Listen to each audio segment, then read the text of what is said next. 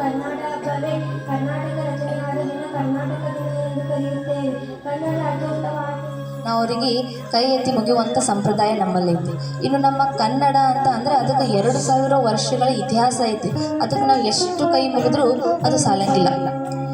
ನಮ್ಮ ಕರ್ನಾಟಕದ ಕವಿಗಳ ಬಗ್ಗೆ ಏನಾದರೂ ಒಂದೆರಡು ಮಾತು ಹೇಳಬೇಕು ಅಂತಂದ್ರೆ, ಒಂದು ಸತಿ ಸ್ವಾಮಿ ವಿವೇಕಾನಂದರು ಸ್ಯಾಮ್ ಆಫ್ ಸನ್ಯಾಸಿಸ್ ಅಂತೇಳಿ ಒಂದು ಪದ್ಯವನ್ನು ಇಂಗ್ಲೀಷ್ನಲ್ಲಿ ಬರೀತಾರೆ.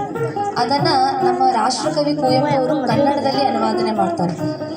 ಏಳು ಎದ್ದೇಳು ಸಾಧುವೆ ಹಾಡು ತ್ಯಾಗಿಯ ಹಾಡನ್ನು ಹಾಡಿನ ಮೂಲಕ ಎಚ್ಚರಿಸು ಮಲಗಿಹ ತಾಯಿ ನಾಡನು ಅಂತೇಳಿ ಎಷ್ಟು ಅದ್ಭುತ ಸಾಲುಗಳನ್ನು ಅವರು ಬರೀತಾರೆ.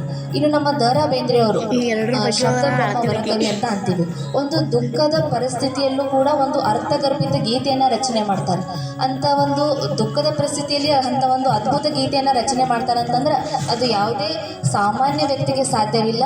ಯಾರು ಕನ್ನಡದ ಬಗ್ಗೆ ಅಪಾರ ಅಭಿಮಾನ, ಅಪಾರ ಸ್ವಾಭಿಮಾನ ಹಾಗೂ ಒಂದು ಗೌರವವನ್ನು ಇಟ್ಕೊಂಡಿರ್ತಾರೆ ಅಂಥವ್ರಿಗೆ ಮಾತ್ರ ಸಾಧ್ಯ ಅಂತೇಳಿ ಹೆಮ್ಮೆಯಿಂದ ಹೇಳ್ತೀನಿ.